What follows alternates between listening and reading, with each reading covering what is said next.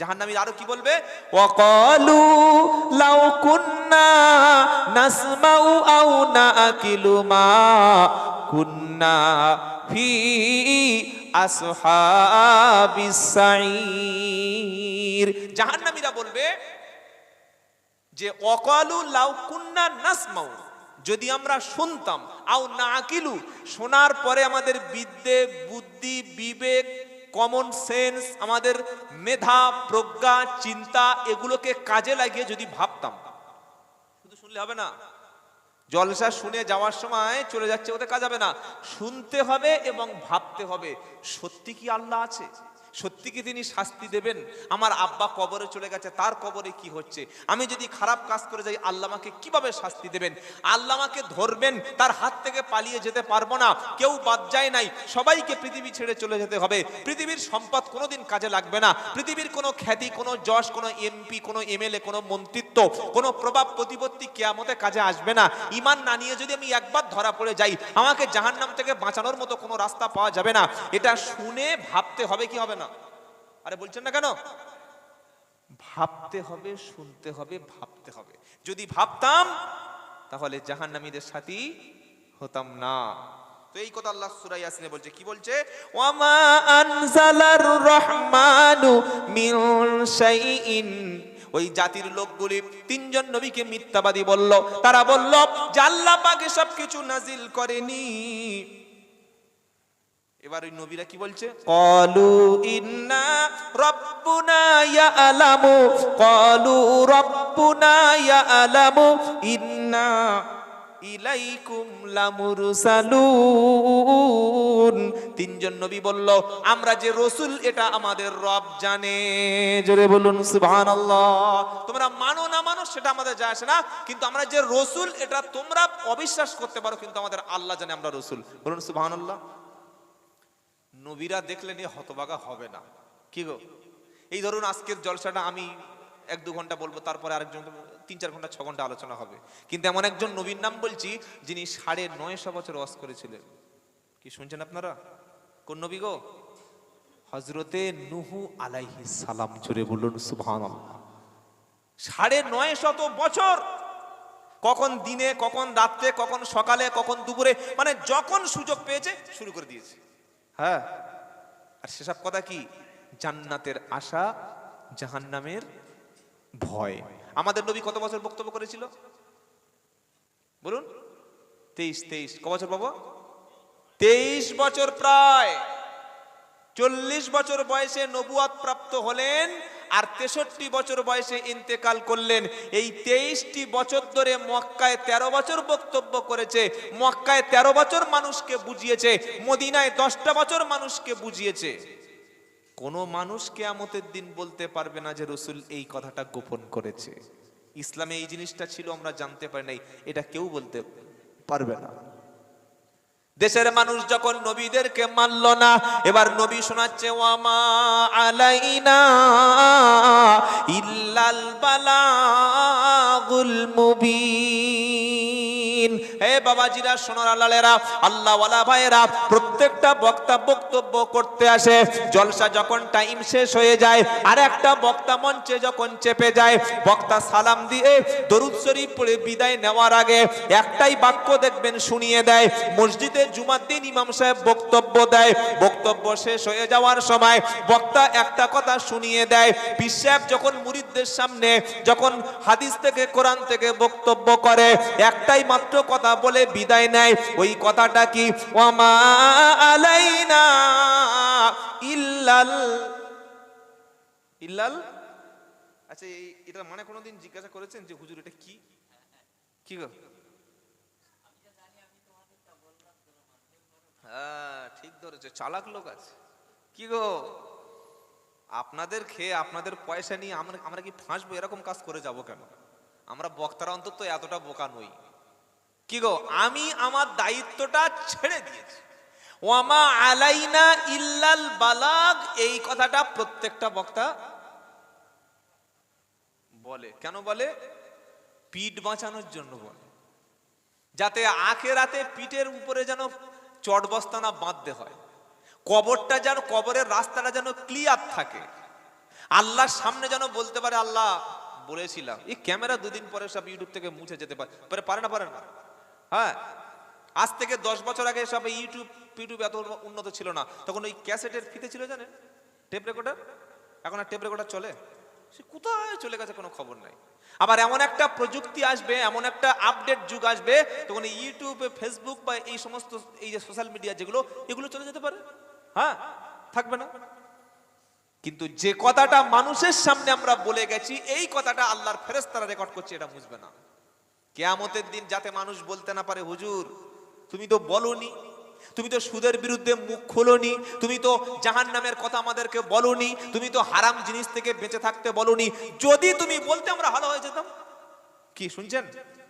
তাই বক্তারা বক্তব্যের আগে শেষের সময় কি বলছে, যে দায়িত্বটা আমাদের কাছে ছিল এটা তোমাদের কাছে সুস্পষ্টভাবে দিয়ে গেলাম, মানলে মানো, বাবাজি বলে দিয়েছে, আর না মানলে কি গো তাই এড়িয়ে গেলাম। তাই তিনজন নবী যখন তাদের কাছে বলল ওয়ামা আলাইনা ইল্লাল বালাগুল মুবিন, এটা সূরা ইয়াসিন থেকে শোনাচ্ছি। তিনজন নবী বললেন ওয়ামা আলাইনা ইল্লাল বালাগুল মুবিন, স্পষ্ট ভাবে পৌঁছে দেওয়া, এটা হলো আমাদের দায়িত্ব। জোরে বলুন। কিয়ামতের দিন গ্রামবাসী বলবে আল্লাহ আজান হয়েছিল কি হয় নাই? আল্লাহ বলবে মুয়াজ্জিন এদিকে, কি হলো আজান দিয়েছিলে? মুয়াজ্জিন বলবে রব্বানা, সবাই যাতে শুনতে পায়, সবাই যাতে সাড়া পায়, সেজন্য মসজিদের উপরে মিনারে বাঁশ দিয়ে উঁচু করে 4-5টা হরেন লাগিয়ে গায়ের সমস্ত ক্ষমতা দিয়ে আজান, জোরে বলুন, দিয়েছিলাম। যারা শুনে তোমার ঘরে এসেছে, আজকে দেখো লোকগুলি জান্নাতে বসে আছে। জোরে বলো। আর যারা আসেনি তারা কোথায় গেছে? জোরে বলুন না, জাহান্নামে। যারা মসজিদে এসেছে জান্নাতে গেছে, মসজিদে ঢুকতে পেরেছে জান্নাতে ঢুকতে পারবে। যারা জীবিত অবস্থায় মসজিদে ঢুকবে না, ও মরার পরে জান্নাতে। বললে হুজুর দলিল কি আছে বলো? ওয়ানাদা আসহাবুল জান্নাতি আসহাবান নারি আন কদ ওয়াজাদনা মা ওয়াদানা রাব্বুনা হাক্কা ফাহাল ওয়াজাদতুম মা ওয়াদা রাব্বুকুম হাক্কা ক্বালু নাআম ফাআদ্দানা মুআদ্দিনুম বাইনাহুম আল্লানাতুল্লাহি আলাল যালিমিন।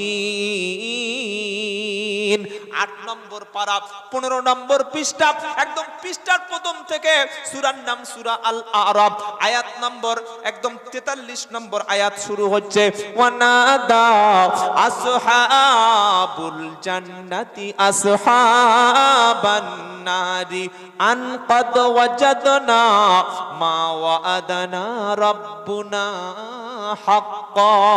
জান্নাতের লোকেরা আমরা ঈমান এনেছি, কলেমা পড়েছি, বিশ্বাস করেছি, যারা লা ইলাহা ইল্লাল্লাহ পড়েছে একদিন না একদিন জান্নাতি হবে। আরো জোরে বলুন নারায়ে তাকবীর। যারা রসুলকে রসুল বলে মেনেছে, ইসলামকে সত্য বলে মেনেছে, হয়তো একটু গুনাহ করেছে, অপরাধ করেছে, কিন্তু আল্লাহর উপরে ঈমান ছিল, কোনো শিরক করে নাই, বিদআতের কোনো কাজ করে নাই, জাহান্নামে শাস্তি হয়ে একদিন না একদিন লোকটাকে আল্লাহ জান্নাত দান করবে। জোরে বলুন সুবহানাল্লাহ। মানুষ যখন জান্নাতে যাবে, জান্নাত থেকে তাকিয়ে তাকিয়ে জাহান্নামীদের জিজ্ঞাসা করবে ওয়ানাদা আসহাবুন নারি আসহাবাল জান্নাতি ওয়ানাদা আসহাবুল জান্নাতি আসহাবান নারি আন কদ ওয়াজাদনা মা ওয়াদানা রাব্বুনা হাক্কা। জান্নাতি লোকেরা বলবে, ও জাহান্নামীরা, আল্লাহ আমাদের যে ওয়াদা দিয়েছিল, আল্লাহ আমাদের যে প্রতিশ্রুতি দিয়েছিল, নামাজ পড়লে, সত্য কথা বললে, হালাল খাদ্য খেলে, ইনসাফের উপরে চললে, মানুষকে কষ্ট না দিলে, নবীর আদর্শ জীবনে ধারণ করলে জান্নাত পাওয়া যাবে। সত্যি সত্যি আমরা আল্লাহর ওয়াদা অনুযায়ী জান্নাত পেয়ে গেছি। জোরে বলুন সুবহানাল্লাহ। ও জাহান্নামীরা, আল্লাহ তোমাদের ওয়াদা করেছিল, কোরআন মেনে না চললে, হারাম খাদ্য খেলে, নামাজ কাজা করলে, সত্য কথা না বললে আল্লাহ জাহান্নামে দেবে। বলো তোমরা ওয়াদাটা পেয়েছো কিনা? তখন জাহান্নামীরা কি বলবে জানেন? অস্বীকার করবে। জাহান্নামীরা বলবে ক্বালু নাআম। কি গল্প করছি বলে মনে হচ্ছে নাকি? কোরআন সূরা আরাফ, চোখে পানি এসে যাবে শুনলে। জাহান্নামীরা কি বলবে? ক্বালু নাআম, হ্যাঁ সত্যি তো। তোমরা নামাজ পড়তে, কোরআন পড়তে, আমরা মনে করতাম টাইম পাস করছি, খেয়ে কাজ নাই মসজিদে। ইস, যদি তোমাদের সাথী হতাম। আল্লাহ যা ওয়াদা দিয়েছিল তোমরাও পেয়ে গেছো, আমাদের ওয়াদা দিয়েছিল আমরা পেয়ে গেছি। শুনছেন আপনারা? এইবার মাঝখানে একজন অ্যানাউন্সার, ঘোষণাকারী, জান্নাত আর জাহান্নামে আরাব বলে স্থানে দাঁড়িয়ে ঘোষণা করবে। কে? অ্যানাউন্সার, যার নাম হচ্ছে মুয়াদ্দিন। মুয়াদ্দিন মানে যিনি অ্যানাউন্স করেন, যিনি ঘোষণা দেন, যিনি মানুষকে সাবধান করে দেন, মানুষকে ডেকে আনেন। কি বলবে? ফাআদ্দানা, ফাআদ্দানা, ঘোষণা দেওয়া হবে। মুয়াদ্দিনুম, ঘোষণাকারী।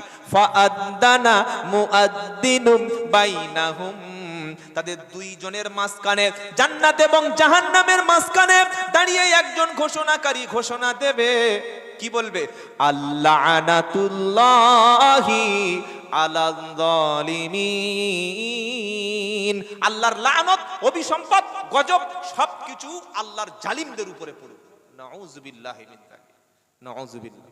সেজন্য সকলে নিয়ত করুন, নামাজ কাজা করব না, বলুন ইনশাআল্লাহ।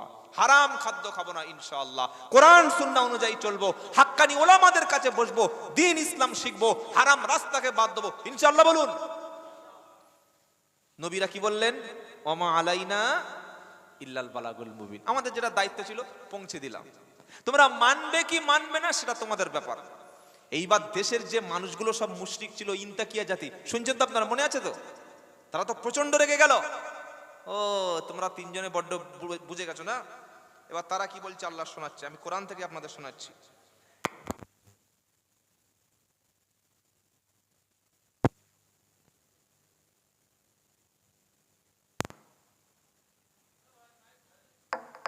হ্যালো, ঠিক আছে, প্রবলেম হতে পারে, ওনা তো আর কিছু করার নেই। ঠিক আছে, দেখি তাকবীর দেন, নারায়ে তাকবীর। এত আস্তে শব্দ, আপনারা কি ভয় পান? কি গো? নারায়ে তাকবীর, নারায়ে তাকবীর। আসুক না যত বাধা, যত ঝড় সাইক্লোন, রসুলের পথে মোরা চলবো। এ জীবন বাজি রেখে বাংলার জমিনে মোরা দিন ইসলাম নিয়ে মোরা চলবো ইনশাআল্লাহ। আল্লাহ এবং রসুল, কোরআন এবং হাদিস, মসজিদ, মাদ্রাসা, হাক্কানি ওলামা, তাদের ছেড়ে দেব, তাদের ছেড়ে দেব। আসুক না যত বাধা, যত ঝড় সাইক্লোন, রসুলের পথে মোরা চলবো। এ জীবন বাজি রেখে বাংলার জমিনে মোরা দিন ইসলামের উপরে মোরা থাকবো ইনশাআল্লাহ। জোরে বলুন ইনশাআল্লাহ। মোরা কামানের মুখোমুখি দাঁড়িয়ে, মোরা রাইফেলের মুখোমুখি দাঁড়িয়ে আল্লাহু আকবার বলবো। আসুক না যত বাধা, যত ঝড় সাইক্লোন, রসুলের পথে মোরা চলবো। এ জীবন বাজি রেখে বাংলার জমিনে মোরা দিনের পথে মোরা থাকবো ইনশাআল্লাহ। কারণ আমাদের যে ছোট্ট দিল আছে না, ওই দিলে আল্লাহ এবং রসুলের জায়গা আমরা করে দিয়েছি। মহব্বত কার জন্য দিলে আছে? জোরে বলুন না।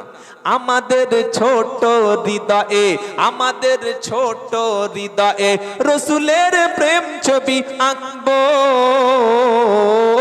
আসুক না যত বাধা যত ঝড় সাইক্লোন, রসুলের পথে মোরা চলবো, এ জীবন বাজি রেখে বাংলার জমিনে মোরা ইসলামের উপরে মোরা চলবো। মোরা কামানের মুখোমুখি দাঁড়িয়ে, মোরা রাইফেলের মুখোমুখি দাঁড়িয়ে আল্লাহু আকবার বলবো। নারায়ে তাকবীর। সব ছেড়ে দেবেন, আল্লাহ রসুল ছাড়া যাবে ইনশাআল্লাহ। নবীরা যখন পৌঁছে দিলেন, তিনজন নবী বলে দিলেন আমাদের দায়িত্ব পৌঁছে দিয়েছি, মানলে ভাই তোরা আল্লাহকে, আল্লাহ জান্নাত পেয়ে যাবি, আর যদি না মানিস গজব আসবে। হ্যাঁ, নবীরা বলছে, বা জাতিরা কি বলছে, ওই জাতিরা ক্বালু ইন্না তাতাইয়ারুনা বিকুম, ওই জাতিরা বলল তোমরা আমাদের জন্য মুসিবত, তোমরা আমাদের জন্য বিপদ। কি কথা বুঝতে পারছেন? তোমরা যেদিন থেকে আমাদের কাছে এসে আল্লাহ রসুলের কথা বলছো, তোমরা আমাদের জন্য বিপদ আর মুসিবত ছাড়া কিচ্ছু নয়। কে তোমাদের বলেছে সব করতে? আমরা তো ভালোই ছিলাম, কেন এই সমস্ত কথা বলে সমাজে ফিতনা সৃষ্টি করছো? হ্যাঁ, এবার তারা বলছে, কি বলছে, লা ইল্লাম তানতাহু লানারজুমান্নাকুম ওয়া লা ইয়ামাসসান্নাকুম মিন্না আযাবুন আলীম। তারা বলল, হে নবীরা, হে আল্লাহর পক্ষ থেকে নিজেকে তিনজনে নবী বলে দাবি করছো, তোমরা আমাদের জন্য বিপদ, তোমরা তিনজনে আমাদের জন্য মুসিবত, আমরা বেশ ভালোই ছিলাম। লা ইল্লাম তানতাহু, তোমরা যদি কলেমার প্রচার করা থেকে, এই আল্লাহর কথাটা জমিনে বলা থেকে যদি তোমরা বিরত না থাকো, যদি তোমরা আল্লাহ এবং তোমাদের দ্বীন ইসলামের কথা বলাটা যদি বন্ধ না করো, যদি তোমরা এখনই তোমাদের কোরআনের দাওয়াতটা, তোমাদের আল্লাহর বাণীটা বন্ধ না করো, তাহলে লানারজুমান্নাকুম, তোমাদেরকে পাথর মারতে মারতে হত্যা করব। আজ মুসলমানদেরকে জীবন্ত পুড়িয়ে মারা, গুলি করে দেওয়া, বোম মেরে শেষ করে দেওয়া, আসমান থেকে তাদেরকে রকেট লঞ্চার দিয়ে হত্যা করা, এটা নতুন কিছু না। ফিলিস্তিন, সিরিয়া, লেবানন, প্রত্যেক দিন আসমান থেকে বড় বড় 10তলা 20তলা বাড়ির উপরে বোম্বিং করা হচ্ছে, নিরপরাধ, কোন রকমের অপরাধ তাদের নাই, শহীদ করে দেওয়া হচ্ছে। কেন? তারা মুসলমান, তারা ইমানদার। আর আমাদের এই কলকাতার যত টেলিভিশন আছে না, আপনারা এই টেলিভিশনগুলো দেখবেন না, এই সমস্ত পত্রিকাগুলো পড়বেন না। এই টেলিভিশনের খবর দেখলে মনে হবে যেন পশ্চিমবাংলায় পুরো কয়েক লাখ জঙ্গি ঢুকে পড়েছে। খালি বলছে জঙ্গি, খালি বলছে জঙ্গি। কোত্থেকে জঙ্গি আসলো বলে বর্ডার পার করে চলে আসছে। তো বিএসএফ তাহলে কি করছে? কালকের আমার প্রোগ্রামটা এই এখান থেকে একটু দূরে ছিল, 10-12 কিলোমিটার দূরে, জায়গাটার নাম আমি ঠিক মনে পড়ছে না, ভুলে যাচ্ছি। হ্যাঁ, আপনি ছিলেন নাকি? যাই হোক, ওখানে ছিল প্রোগ্রামটা, পিয়ারা। হ্যাঁ হ্যাঁ, ঠিক বলে। তো আমি প্রোগ্রাম থেকে নেমেই সবে 2 কিলোমিটার যাইনি, বার হয়েছি, পুলিশ গাড়ি সামনে এসে একদম নেমেই হটবট করে দিলে পড়ে, বিশাল গো। ভেবেই বলছে, দাঁড়ান দাঁড়ান, কি হয়েছে? কোথায় যাবে? বারুইপুর। কোথায় গিয়েছিলেন? এখানে প্রোগ্রাম ছিল। দেখি কার্ড, দেখি আধার কার্ড দেখি। মানে আমাদের জঙ্গি প্রমাণ করার জন্য যা কিছু করা সব কিছু করছে। যদি একটা কোনো কিছু গাড়িতে ভিতরে টস পাস মারছে, তা আমরা কি ওইসব মেশিন গান, আমরা ছুরি, তরবারি, কাঁচি, চিরুনি, বোম এসব নিয়ে ঘুরি নাকি? কি গো, আরে বলছেন না কেন? যারা বোম নিয়ে, তরবারি নিয়ে ঘুরছে, প্রকাশ্য যারা দেশ বিরোধী কাজে ট্রেনিং দিচ্ছে, পুলিশ প্রশাসন তাদের ধরছে আর ছেড়ে দিচ্ছে। বলছে প্রমাণ, আজ থেকে 2 দিন আগে ফারাক্কা ব্রিজের আগে, জেলাটার নাম মুর্শিদাবাদ, জায়গাটার নাম ধুলিয়ানের সুতি, সেখানে ডবল রেল লাইনের উপরে 2 জন ব্যক্তি, একজনের নাম সাগর আর একজন ব্যক্তি তার নাম মানিক। এই 2 জন ব্যক্তি মদন আর সাগর, 2 জন ব্যক্তি 2টো বোম রেল লাইনের উপরে রেখে চলে যাচ্ছিল। কেন? এলাকাটা ছিল মুসলিম এলাকা। যখন বোম ব্লাস্ট হবে, সঙ্গে সঙ্গে এনআইএ গোয়েন্দা তদন্ত করে বলবে এই মুসলমানরা দেশ বিরোধী, এরা জঙ্গি, এরা দেশটাকে ধ্বংস করে দিচ্ছে, হাজার হাজার মুসলমানকে, নিরপরাধ মুসলমানকে ফাঁসানোর জন্য দুটো সংখ্যালঘু এলাকায় দুজন অমুসলিমকে, দুজন ব্যক্তিকে পিছনে কেউ মদদ দিয়ে ব্যবহার করে হাতে নাতে বোম সহ ধরা পড়েছে। দেখেছেন না? দেখেন এই খবরটা, এই খবরটা কেউ পড়েননি? আপনারা কলম পত্রিকা বা দিন দেশ পড়েন না? কি সর্বনাশ! রেল লাইনের উপরে বোম রেখে চলে যাচ্ছিল, হাতে নাতে ধরেছে। তার তদন্ত করার দরকার ছিল না? ছিল না? কোনো তদন্ত হয়নি, কোন রকমের তদন্ত ছাড়াই আজকে জামিন হয়ে গেছে। ও জঙ্গি নয়। কোন টেলিভিশন চ্যানেল এদের জঙ্গি বলবে না, এদের দেশদ্রোহী বলবে না, এদের মৌলবাদী বলবে না। কিন্তু মুসলমানকে ধরে সামনে একটা নামাজ শিক্ষার বই দিচ্ছে, একটা কোরআনুল কারিম দিচ্ছে, একটা নুরানি কায়দা দিচ্ছে। নুরানি কায়দায় লেখা আছে জাহাদা, আছে না? সাবারা, কতালা, আছে না? নাই? এই জাহাদাত বলছে এই তো জেহাদ, এই জেহাদি পেয়ে গেছি। কোন জেহাদ? বলছে আল কায়দার সদস্য পেয়ে গেছে। চিনতে পারছেন কোন দিন সামনে আসছে? সেজন্য বাবাজিরা, আল্লাহ ভাইরা, খুব সাবধান, খুব সাবধান। আমাদের দেশকে রক্ষা করার জন্য এই জঙ্গি নামক নাটক শুরু করেছে। প্রথমে নাটকটা শুরু হয়েছিল আরজি কর দিয়ে, মিডিয়ার কাজ মাতিয়ে রাখা। আরজি কর 2 মাস চললো, লোক আর খাচ্ছে না। এবার বাংলাদেশটা দিল, বাংলাদেশ দেখছে আর লোক খাচ্ছে না, এবার জঙ্গি জঙ্গি নাটক শুরু হয়ে গেছে। কি শুনছেন আপনারা? এই জন্য এই সমস্ত খবর 100-র মধ্যে 100টাই মিথ্যা খবর, এসব বিশ্বাস করবেন না। আর নিরীহ মানুষদেরকে ফাঁসানোর জন্য এই কাজ তারা দিনরাত করে যাচ্ছে। সেই যুগের মানুষেরা, ইনতাকিয়া শহরের লোকেরা সূরা ইয়াসিনের ব্যাখ্যায় তারা কি বলল? লা ইল্লাম তানতাহু লানারজুমান্নাকুম ওয়া লা ইয়ামাসসান্নাকুম মিন্না আযাবুন আলীম। তারা বলল, হে তিনজন নবী, তোমরা যদি আল্লাহর বাণী প্রচার থেকে নিজেরা না দূরত্ব করো, নিজেরা যদি বিরত না থাকো, যদি তোমরা আল্লাহর কথা যদি বলা বন্ধ না করো, আমরা পাথর মারতে মারতে তোমাদেরকে হত্যা করে দেব, আমরা কঠিন শাস্তির মধ্যে তোমাদেরকে গ্রেফতার করব। দেশের সমস্ত মানুষ একদিকে, আর তিনজন নবী তো অসহায়। তিনজন নবী তারা কলেমা দাওয়াত দেওয়ার জন্য বিপদে পড়ে গেল। আল্লাহ তাআলা একজন বান্দা ছিল ওই যুগে, ওই ব্যক্তি ছিল ঈমানদার, ওই তিনজন নবীর উপরে ওই ব্যক্তি ঈমান এনেছিল। জোরে বলুন।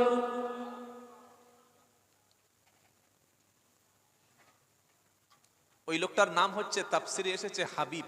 কি নাম বললাম? জোরে বলুন বাবা। হাবিব। আহা হা। ওর বাড়ি ওই যে তিনজন নবী যখন গ্রেফতার মানে হয়ে গেছে, হত্যা করে দেবে তিনজন নবীকে, এই রকম সিচুয়েশনে ওই লোকটা খবর পেয়েছে যে আমাদের নবীকে হত্যা করছে। আহা হা, ইমানের ভালোবাসা কার বলে। লোকটা কুষ্ঠ রোগী ছিল, আর উনি যে কাজটা করতেন সেটা হচ্ছে ওই রেশমের একটা মানে কাজ করতেন, পেশা, ব্যবসা ছিল, ছোটখাটো রেশমের ব্যবসা। লোকটার দিল ছিল বিশাল নরমের। যা উপার্জন করতেন, যা টাকা উপার্জন করতেন, তার অর্ধেকের বেশি আল্লাহর জন্য দান করে দিতেন। জোরে বলুন না সুবহানাল্লাহ। যা উপার্জন করতেন দান করে দিতেন, যা করতেন বেশিরভাগ দান করে। এরকম ভালো মানুষ সমাজে আছে না নাই? কোটি কোটি টাকার মালিক, লক্ষ লক্ষ কোটি টাকার মালিক, মসজিদে দান করার সময় টাকা গুনে, আছে না? আছে না নাই? মাসের শেষে টেলিভিশনে রিচার্জ করে 3 মাসে শুধু কেবল লাইন দেওয়ার জন্য 700 টাকা। আশ্চর্য হয়ে যাবে। ক্লাবে মাসের শেষে চাঁদা 500 টাকা, ফাংশন অনুষ্ঠান হলে চাঁদা 2000 টাকা, হারাম অনুষ্ঠানে চাঁদা 3000 টাকা, যেখানে প্রয়োজন নাই সেখানে টাকা, আর মসজিদ মাদ্রাসার জন্য যখন যাবেন 20 টাকা। আছে না নাই? এই টাকা তার কি কাজে লাগবে? আবার কিছু মুসলমান আছে যারা ইনকাম করে আর শুধু গোনে, ও খায় না, আছে না? ইনকাম করে আর শুধু গোনে গোনে, শুধু গুনে যায়। আল্লাহ বলছে এদের জন্য বড় ক্ষতি আছে, যারা মাল খালি কামাই করে, শুধু গোনে আর শুধু জমায়, দানও করে না, খায়ও না, গরিবকে দেয় না, নিজের মায়ের পেটের ভাইটার দেয় না, নিজের বোনকে দাওয়াত করে খাওয়ায় না, নিজের পাড়ায় ইয়েতিম মিসকিন দেখে না, ইয়েতিম মাদ্রাসা মক্তবে সহযোগিতা করে না, নিজের মহল্লার মানুষ না খেয়ে মরছে খবর রাখে না, শুধু জমিয়ে যাচ্ছে। কি আছে না নাই? এদের জন্য ধ্বংস। কোথায়? ওয়াইলুল লিকুল্লি হুমাযাতিল লুমাযা আল্লাযী জামাআ মালাও ওয়া আদ্দাদা ইয়াহসাবু আন্না মালাহু আখলাদা কাল্লা লা ইউমবাদান্না ফিল কি গো হুতামা ওমা আদরাকা মাল হুতামা। আল্লাহ বলছে তারা ধ্বংস হবে, তাদের জন্য ধ্বংস কারা? যারা মানুষের সামনে এবং পিছনে নিন্দা করে। আছে না নাই? সামনে বলবে আসসালামু আলাইকুম, আর পিছনে বলবে একদম হারামি লোক। সামনে সালাম দিচ্ছি, ভাই ভালো আছে ভাই, কখন এসছো, চা খাবে? আর যেই লোকটা চা খেয়ে চলে গেছে, শওকত, সেলিম, মনিউদ্দিনের ছেলে, খবরদার, ওর মতো সাধারণ পৃথিবীতে আছে নাকি? বিশাল। আর সামনে কি বললো? আসসালামু আলাইকুম, ভালো আছো ভাই? ইমাম সাহেব, হুজুর আসসালামু আলাইকুম, আসুন আসুন আসুন, একটু পানি পড়া দিন, আমার ছেলে মাথাটা ফুঁক দিয়ে দিন। হুজুর পেলেই তো পানি পড়ার ফুঁটা ফ্রি, তাই তো নাকি? আর বলছেন না কেন? ইমাম সাহেব মানে পানি পড়া, তেল পড়াটা ফ্রি। হ্যাঁ, যে ইমাম সাহেব চলে গেল, দেখেছি ইমাম সাহেব কত মোটা হয়েছে, আগে এরম ছিল নাকি? এই মহল্লায় খেয়ে খেয়ে ওই হয়েছে। আগে ইমাম সাহেব মোবাইল ছিল, এখন 20,000 টাকার ফোন ব্যবহার করছে। আগে ইমাম সাহেব গাড়ি ছিল, এখন বাইক নিয়ে ঘুরছে আমাদের টাকায়। ইমাম সাহেবের দ্বারা হবে না, খালি খাচ্ছে আর ঘুমাচ্ছে। এরকম পিছনে সমালোচনাকারী লোক আছে না নাই? তো আল্লাহ কি বলছে? ওয়াইলুল লিকুল্লি হুমাযাতিল লুমাযা, ওয়াইলুল লিকুল্লি হুমাযাতিল লুমাযা। ধ্বংস তাদের জন্য যারা সামনে নিন্দা করে, পিছনে নিন্দা করে। আর দ্বিতীয় কাজটা কি করে? আল্লাযী জামাআ মালা ওয়া আদ্দাদা। মাল শুধু জমা করে, মাসে মাসে গণনা করে, টাকা শুধু জমিয়ে যায়, মাসের শেষে বই আপডেট করে, মাসে কত হলো, মাত্র 1 লাখ। সামনে মাসে 1.5 লাখ। হালাল হোক আর হারাম হোক, টাকার দরকার। লোক আছে না নাই? কন্ট্রাক্টারি করতে গিয়ে 20 কোটি টাকার কাজ 10 কোটি ঝেপে দিয়েছে। আছে না নাই? আরে বলছেন না কেন? রাজনীতি করতে গিয়ে 5 বছর ছিল সদস্য, আগে ছিল মাটির বাড়ি, এখন হলো 3 তলা। আগে খাওয়া হতো না, এখন যে রুমে ঢুকবে এসি। আমাদের বারাইপুরের কথা বলছি, এখানে সব আল্লাহর ওলি বাবা। কি বুঝলেন? 5 বছর কোন রকমে এমএলএ বা ছোটটা পদ পেলে হয়, তার জ্বালায়। আর কি যে এমএলএ কেন, একটা পঞ্চায়েত পদ পেলে সে। আর মানুষ গরিব থেকে গেল।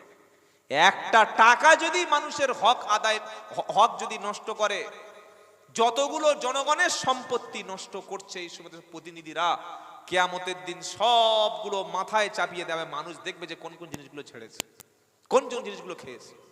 অত সহজ নয়, খুব হিসাব দিতে হবে আল্লাহর কাছে। সেজন্য যারা জমিয়েছে আর খরচ করে না, মাল খালি জমিয়ে যাচ্ছে, আর মাসের শেষে ভাবছে সেই মাসে 1 লাখ হলো না। আল্লাহ কি বলছে?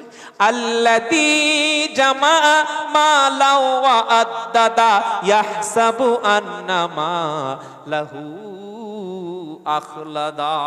আল্লাহ মনে হচ্ছে যেন ধরে ধরে বকিলদের বলছে, কাফেরদের, এই সমস্ত যারা সম্পদ জমা তাদের বলছে। কি বলছে? তারা মনে করে ইয়াহসাবু আন্না মালাহু আখলাদা। তারা মনে করছে মাল সম্পত্তি সারা জীবন আমাদের সাথে থাকবে। আল্লাহ বলছেন কাল্লা, কখনো না, কখনো না। সন্তান সন্ততি সম্পত্তি এগুলো দুনিয়ায় থাকবে না। একদিন মাটির ভিতরে হবে ঘর। রে মন আমার কেন বাঁধো দালান ঘর। প্রাণ পাখি যাবে উড়ে পিঞ্জার ছেড়ে, ধরা ধমে সবই রবে, তুমি যাবে চলে। বন্ধু বান্ধব যত, মাতা পিতা তারা সুত, সকলে হবে তোমারই পর। একদিন মাটির ভিতরে হবে ঘর। রে মন আমার কেন বাঁধো দালান ঘর। তোমার বাপ লক্ষ টাকা জমিয়েছে, আজ দেখো কবরটা ভাঁ পড়ে আছে। তোমার দাদু লক্ষ টাকা জমিয়েছে, আজ দেখো কবরে পানি উঠে গেছে। তোমার আব্বা কি আশা ছিল, দুতলা ঘর বানাবো, একতলার ছাদের উপরে 1.5 ফুট 16 রড ছেড়ে রেখেছে, ওখানে 12টা কলম তুলে আরো 3টে রুম বানাবো, একটা ডাইনিং টেবিল, ডাইনিং রুম আর একটা কিচেন বানাবো, সাথে অ্যাটাচ বাথরুম করব। তোমার আব্বা কলম তুলে চলে গেছে, ছাদ ফেলার সুযোগ হয়নি। তুমি ভাবছো সারা জীবন মাল শুধু উপার্জন করব। আল্লাহ বলছে না, এই মাল তোমার পকেট থেকে কেড়ে নেওয়া হবে। যে পোশাক তোমার পরিয়ে দেব, ওই পোশাকের কোনো পকেট থাকবে? জোরে বলো। ও পোশাকের পকেট নাই, তোমার হাতে কোনো সম্পত্তি নাই, তোমার দেহটা মাটির সঙ্গে মিশে যাবে, তোমার কোনো অস্তিত্ব থাকবে না। তোমার ছবি থাকলে ছেলেরা বলবে এটা আমার বাপের ছবি, বডি খুঁজে পাওয়া যাবে না। দেহ তোমার চরমচর গলে পৌঁছে যাবে, শিরা উপশিরা গুলি ছিন্ন ভিন্ন হবে। দেহ তোমার চরমচর গলে পৌঁছে যাবে, শিরা উপশিরা গুলি ছিন্ন ভিন্ন হবে। মুন্ডু মেরুদণ্ড, মুন্ডু মেরুদণ্ড সবই হবে খণ্ড খণ্ড। মুন্ডু মেরুদণ্ড সবই হবে খণ্ড খণ্ড। মাটির উপরে পড়ে রবে সব, রে মন আমার কেন বাঁধো দালান ঘর। তবে কবরের ঘরটা যেন আমাদের সুন্দর হয়, সুন্দর বানাবো ইনশাআল্লাহ। যতটা উপার্জন আছে গরিব এতিম মিসকিনকে সদকা করবেন। আর সবচাইতে উত্তম দাম হলো নিজের আত্মীয়কে দান করা। জোরে বলুন সুবহানাল্লাহ। বাপের পিছনে অনেকে টাকা খরচ করে না, মসজিদে 5000 টাকা দেয়, মাদ্রাসায় 10,000 টাকা দেয়, আর মায়ের ওষুধ কেনার টাকাটা পকেট থেকে বার হয় না। নিজের ছোট ভাই না খেতে পেরে অসুস্থ হয়ে চিকিৎসা করতে পারছে না, ছোট ভাইয়ের পিছনে টাকা খরচ করে না। উমরা করতে যাচ্ছে বছরে, আজমিরে যাচ্ছে বউকে নিয়ে, জমি কিনছে প্রতি বছর, আর বাড়ির পাশে গরিব বিধবা মা তার 2 মুঠো চাল কেনার টাকা দেয় না। এ মনে করছে এদের দিলে সওয়াব নাই। মসজিদে দান করলে যেমন সওয়াব আছে, একটা গরিব মানুষের ওষুধ কিনে দিলেও সওয়াব আছে। একটা ছেলে পড়াশোনা করবে, তাকে পড়াশোনার জন্য সহযোগিতা করলে নেকি আছে। একটা মানুষের ঘরে প্রচন্ড ঠান্ডা, আপনি একটা এসবেস্টাস কিনে দিলেন, ঘরের মধ্যে কিছু শীতের সামগ্রী কিনে দিলেন, এটাও তেমন সওয়াব আছে। জোরে বলো সুবহানাল্লাহ। আর প্রতিবেশী সম্পর্কে আল্লাহ পাক জিজ্ঞাসা করবে। সেই মুসলমান সবচাইতে ভালো যার প্রতিবেশী হাত থেকে, যে ব্যক্তি যার হাত থেকে প্রতিবেশী নিরাপদ। আপনি বসে বসে ভাবুন যে আপনার মরণের পরে আপনার ঘরের পাশে যাদের ঘর, আপনার ছাদের পাশে যাদের ঘর আছে, ওরা ছুটে এসে আপনার গোসল কাপড়ের ব্যবস্থা করবে, নাকি ওরা বলবে আলহামদুলিল্লাহ শালা মরেছে, ঠিক হয়েছে? কি বলছি বুঝতে পারছেন নিশ্চয়ই। আমার মরণের পরে বাইরের সব লোক বলে আব্দুল জুবার মরে গেছে, হ্যাঁ গতকাল মারা গেছে, ইস মোটামুটি লোকটা টুকটাক খুব একটা খারাপ বক্তব্য করতো না, ভালো বলতো। কি করে মরলো রে? মরে গেছে, কি একটা রোগ হয়েছে, কি বলবে না বলবে না। আর আমার পাশের লোক বলছে ও সর্বনাশ, ওই আব্দুল্লাহ জুবার মতো চিটিং বাজার একটা আছে নাকি, ও তো চিটিং বাজ মৌলবি। হ্যাঁ, ওর পাশের বাড়ির সঙ্গে কি ব্যবহার করে জানি, লোকের রাস্তা আটকে দিয়েছে, লোকের পানি আটকে দিয়েছে, মানুষের কাছে হাত পাতলে পয়সা দিত না, লোক না খেয়ে মরতো, দেখতো না। কোনো দাম আছে? আরে বলছেন না কেন? ওটা আমাকে দিয়ে বললাম, এটা সবাইকে বললাম।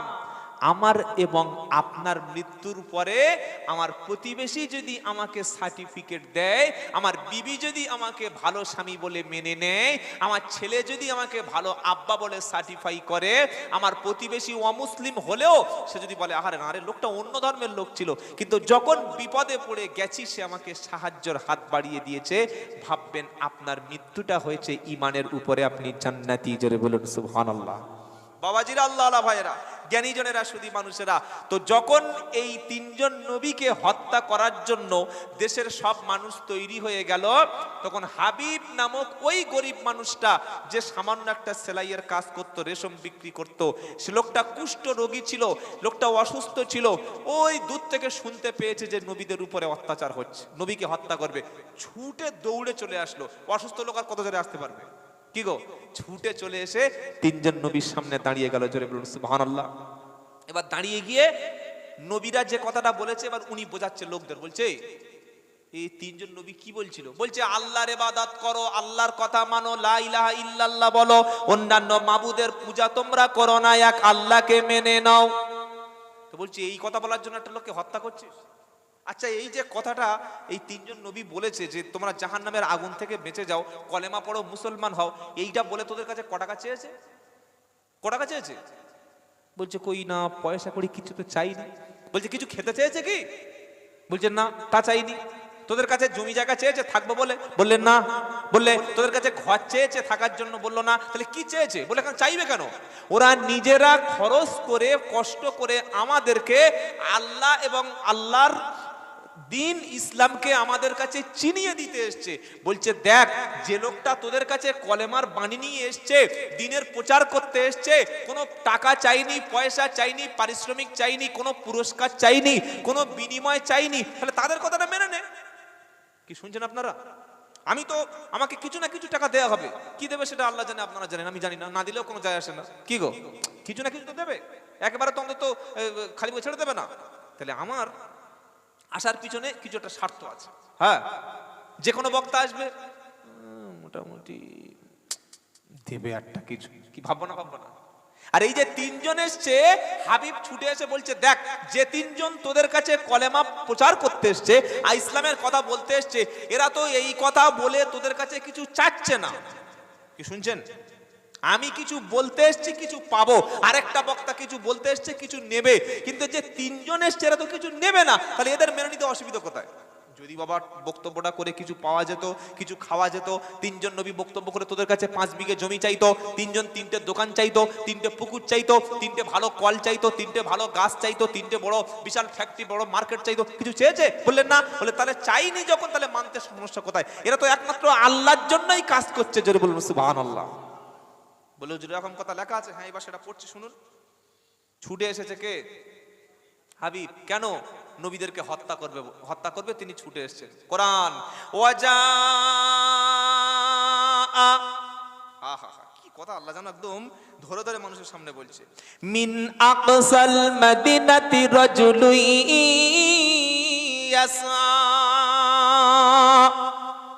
শহরের এক কিনারা থেকে, ওই এলাকার একটা প্রান্ত থেকে, গ্রামের অন্য একটা সাইড থেকে একজন লোক ছুটে এলো।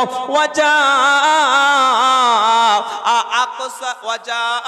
মিন আকসাল মদিনাতি রাজুলুন ইয়াসা, একজন ব্যক্তি ছুটে এলো, তার নাম হলো হাবিব। লোকটা ছিল, বলে দিয়েছি সব পরিচয়, সূরা ইয়াসিন বলছে ওয়াজা মিন আকসাল মদিনাতি রাজুলুন ইয়াসা, সেই ব্যক্তি দৌড়ে দৌড়ে তিনজন নবীর সামনে চলে এলো। এবার সমস্ত দেশের মানুষদেরকে বলছে, কেন তোমরা তাদের কথা মানছো না?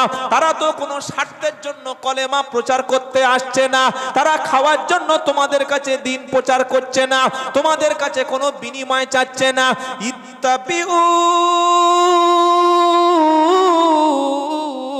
মাল্লা ইয়াসআলুকুম আজরাও ওয়া হুম মুহতাদুন। ইত্তাবিউ, অনুসরণ করো, তোমরা তাদের ইত্তেবা করো, তাদেরকে মেনে নাও, তাদের কথাটা শোনো, তাদের হাতে হাত দাও, তাদের কাছে কলেমা পড়ো, তাদের কাছে তোমরা নিজেদেরকে সঁপে দাও। মাল্লা ইয়াসআলুকুম আজরা, যারা তোমাদের কাছে এই কলেমাটা শুনিয়ে আল্লাহর কথাটা বলে, দিন ইসলামের কথা বলে, তোমাদের কাছে কোনো পুরস্কার চায় না। জোরে বলুন। এবার একটা কথা বলবো, বাবা রাগ করবেন না তো? বলবো?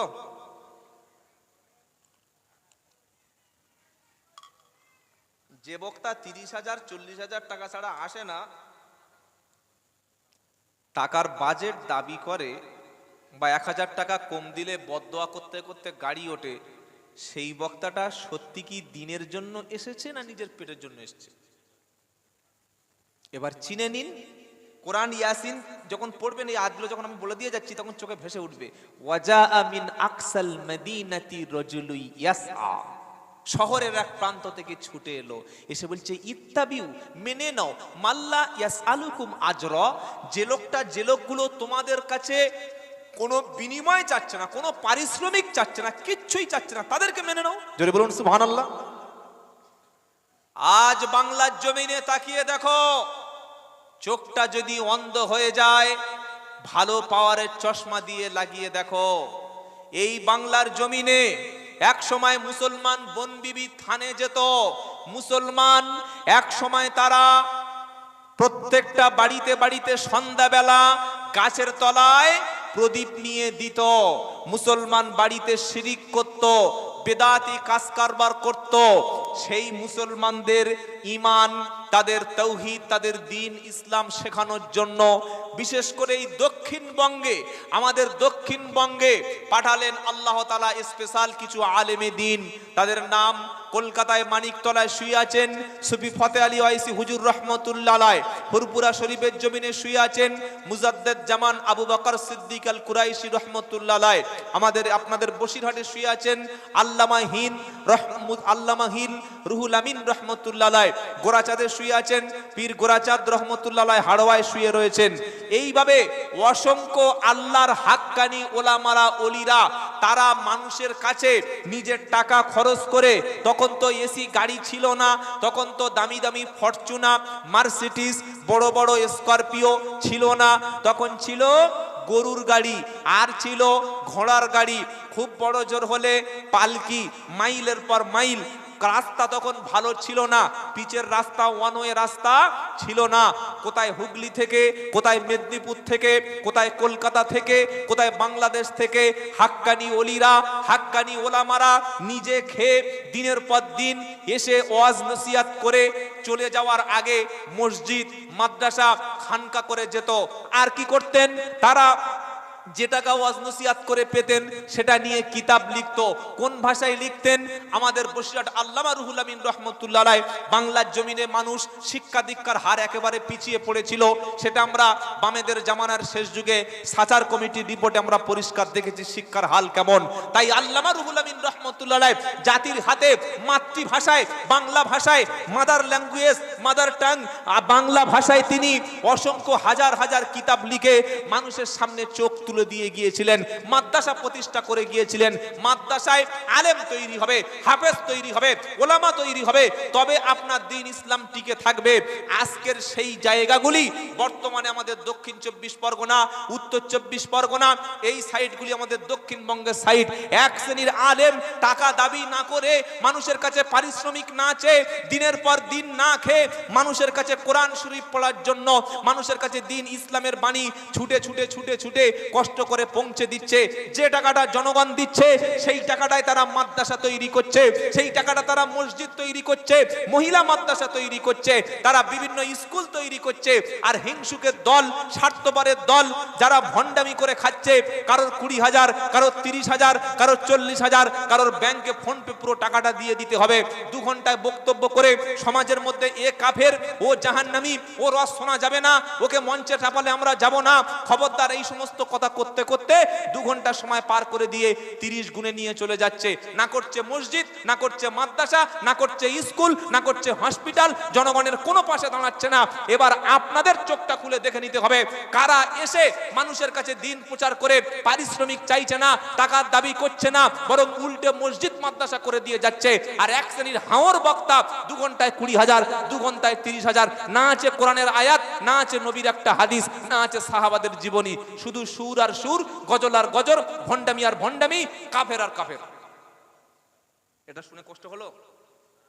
আপনারা সাধারণ নাগরিক, সামাজিক ব্যক্তি, আপনারা সোশ্যাল মিডিয়া ব্যবহার করেন, চোখটা এবার খুলে দেখুন কারা ওয়াজ করে টাকা চাইছে না, কারা মসজিদ করছে, কারা মাদ্রাসা করছে, কারা দিনের জন্য জীবন কুরবানি করছে। তাদের মেনে নেবেন না আমার আব্বা পীর ছিল, আমার আব্বা পীর, আমরা তাদের মানি। তুমি পড়াশোনা করনি, তোমার পাঞ্জাবি শুধু পরেছো, মাথায় টুপি লাগিয়েছো, গলায় সুর আছে, বংশটা খুব ভালো, কিন্তু তোমার মধ্যে টাকার এই খাউটে চলে আসলো কেন? দাদা হুজুর কত টাকা ডিমান্ড করে, কত টাকা দাদা হুজুর হাদিয়া নিতেন? আমি গতকালে এই কথা বলেছি যে দাদা হুজুর কত টাকা ডিমান্ড করতেন ওয়াজের শেষে, মেজো হুজুর কত টাকা চাইতেন, বসিরহাট আল্লামা রুহুল আমিন কত টাকা চাইতেন। বিশ্ববিখ্যাত একজন বক্তার নাম বলছি, যিনি গত বছর তাকে শহীদ করে দেওয়া হয়েছে, হত্যা করে দেওয়া হয়েছে, যার নাম হচ্ছে আল্লামা দেলোয়ার হোসেন সাইদি রহমতুল্লাহ। জানেন না? জানেন না? যারা আব্বা ছিলেন দাদা হুজুর রহমতুল্লাহের খলিফা মাওলানা ইউসুফ রহমতুল্লাহ সাইদি সাহেবের বাবা। আল্লামা দেলোয়ার হোসেন সাইদি সাহেবের এমন কোন ব্যক্তি নাই যে তার চেনে না। তার বক্তব্য শুনে হাজার হাজার লক্ষ লক্ষ মানুষ ইসলাম গ্রহণ করেছে, হাজার হাজার মানুষ দিন ইসলাম পেয়েছে, অনেক মা পর্দা পেয়েছে, মানুষ মুসলমান হয়ে গেছে। বলুন সুবহানাল্লাহ। এই মানুষটা জীবনে একটা টাকা কোনোদিন মানুষের কাছে চাইনি, দাবি করেনি, বরং ইসলামের জন্য জেলখানায় জীবন দিল। আজ ফিলিস্তিনে মানুষ মরছে। আজকের খবরে সকালে দেখলাম আল জাজিরা চ্যানেল, মানুষ মুসলমান মরে গেছে। ইসরায়েল ইহুদি সাম্রাজ্যবাদী, ইহুদি জালিম বম্বিং করতে করতে মুসলমানদের শেষ করে দিয়েছে। জানাজা পড়ার লোক নাই, দাফন করার লোক নাই। আমার আপনার কলেমার ভাই, তাদের লাশগুলো কুত্তায় ছিঁড়ে ছিঁড়ে খাচ্ছে, তাদের পক্ষে কথা বলার জন্য কোনো লোক নাই। আর আমরা টাকা, গাড়িতে বসে 1000 টাকা কম দিয়েছে, ফোন করে বলছে এই কিয়ামতে তোকে জাহান্নামে বদদোয়া করে দেবো। আরে হারাম কর, তোর বদদোয়া কবুল হবে কি গো? বড় পাঞ্জাবি, বড় জুব্বা, বড় টুপি, এটা কি জানেন? কবি বলে গেছে, এ হাল তেরা জাল হ্যায় মকসুদ তেরা মাল হ্যায়, এ হাল তেরা জাল হ্যায় মকসদ তেরা মাল হ্যায়, কি আজব তেরা চাল হ্যায় লাখো কো আন্ধা কর দিয়া। টাকা দেবেন মাদ্রাসায়, টাকা দেবেন মসজিদে, টাকা দেবেন এতিমখানায়, টাকা দেবেন ইমাম সাহেবকে, টাকা দেবেন যারা স্কুল চালাচ্ছে, যারা মিশন চালাচ্ছে, যারা কেরালা মডেল স্কুল চালাচ্ছে, যারা এতিমখানা চালাচ্ছে, তাদের পকেটে নয়, তাদের মাদ্রাসায় টাকা দিয়ে আসবেন। বলুন ইনশাআল্লাহ।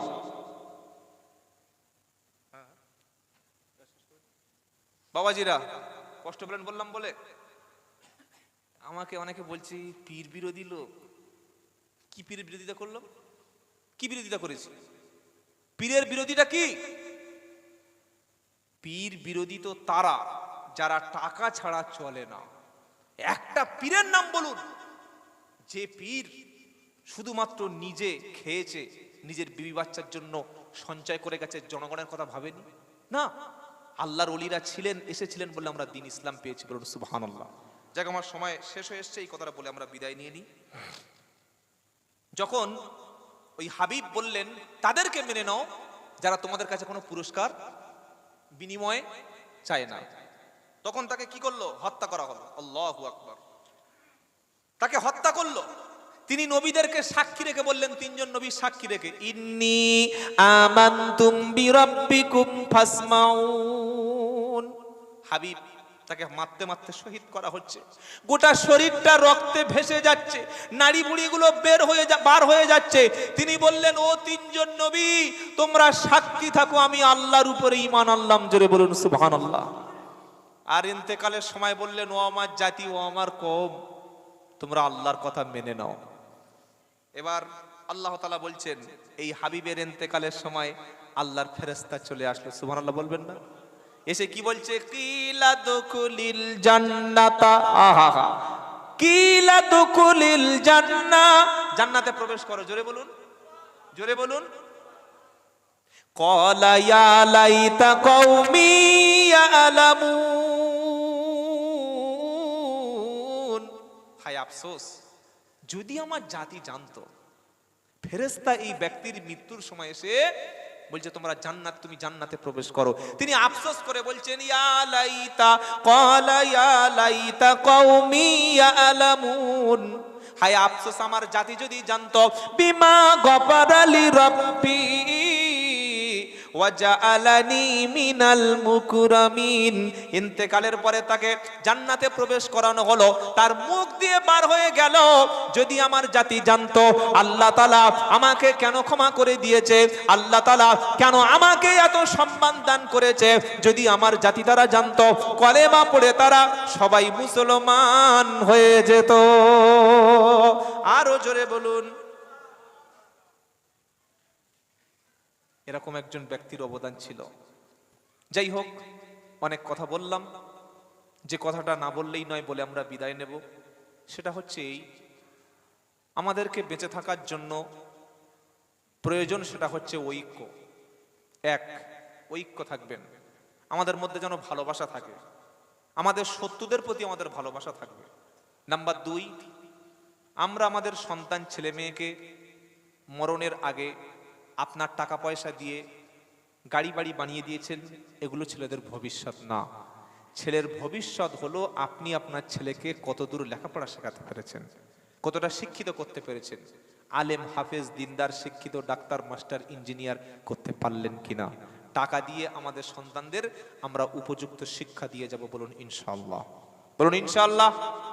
আর যেটা আপনি করবেন, প্রতিবেশীর সঙ্গে ভালো আচরণ করবেন, বলুন ইনশাআল্লাহ। আপনার প্রতিবেশী হিন্দু হলেও খ্রিস্টান হলেও কোনোভাবেই তার উপরে জুলুম করা যাবে না। যেটুকু যতটুকু কথা বললাম, আল্লাহ তাআলা আমাদের